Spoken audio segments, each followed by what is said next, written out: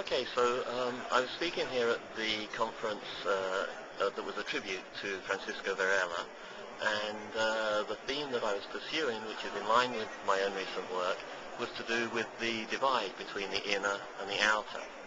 In particular, I find that in my work I've been pushing against that divide in various ways, in part by trying to treat things we normally think of as inner, like language, as in fact outer, as a kind of cognitive technology, a way of building a world around ourselves that restructures the space for our own thinking. But I've been also treating things that we normally think of as outer as inner. So, for example, thinking about the way in which we can take tools and technologies, make them full, transparent in use by fluent practice, and as it were, become in that way a larger integrated system. So in the talk I talked about, for example, bodily extensions and augmentations, about visual sensory substitution systems, and other ways of kind of rehabilitation and augmentation.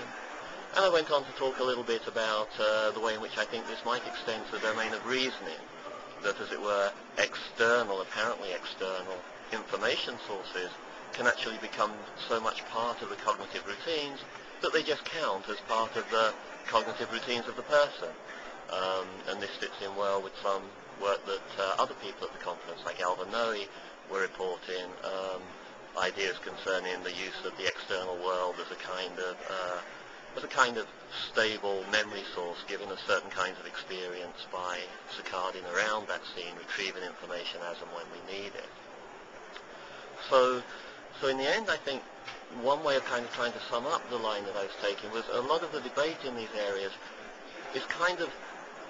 motivated, I think, by the idea that there's a fight between people that think that the self has a fixed boundary and people that think that the self is something very, very dissolute and kind of airy. And I think the line that I was trying to take was one to do with enacting the boundaries. So there's this theme of inaction, the active creation of structures by engaging with the world, cognitive structures, for example. And the line that I was taking was that we enact our own boundaries by actively engaging the world, either with our basic biological equipment or with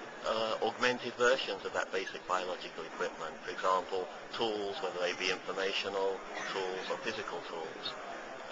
To that extent, I think our boundaries aren't fixed, although we do, at any given moment, have some sort of boundaries. So if we enact our own boundaries, and at the same time we construct our own cognitive niches, add in all this designer structure to the worlds that in fact we inhabit, then we build worlds that in turn build ourselves, and we have a constantly shifting kind of dance of those boundaries. I think getting to grips with that kind of complexity is something that cognitive science, and indeed